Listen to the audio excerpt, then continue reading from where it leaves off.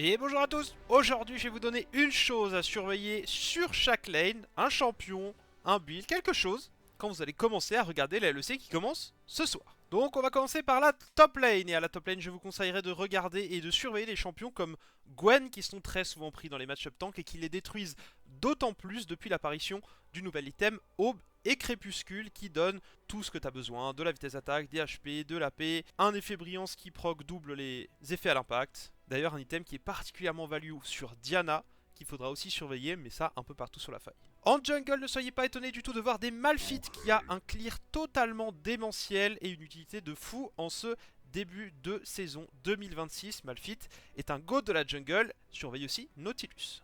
Et en besoin. Au niveau de la mid lane, c'est surtout Ryze qu'il va falloir surveiller parce qu'avec le nouvel item AP qui a un actif qui fait que quand vous l'utilisez, votre mana coûte double mais vous faites 20% de dégâts en plus, eh bien c'est très fort sur des champions avec des grosses phases de DPS comme Ryze, donc ne soyez pas étonnés d'en voir beaucoup. Au niveau de l'ADC, c'est les ADC crit qui sont à l'honneur, et plus particulièrement Aphelios qui se build tantôt avec Stormrazor, tantôt avec Perceptor, mais qui est très haut prio dans la méta, et Sivir et Corki qui sont toujours présents. Et au niveau du support, je ne saurais même pas vous conseiller un champion, mais plutôt le nouvel item de la flûte de Bendel qui est complètement broken et fait partout en compétitif. Ça donne de l'attaque speed à toute la team, enfin c'est quelque chose.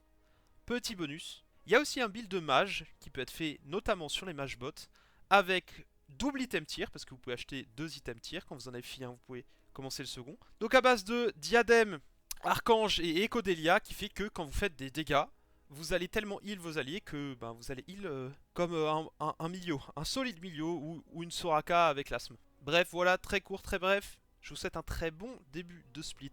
A tous, on se recap très vite pour une prochaine vidéo. D'ici là, portez-vous bien. Ciao!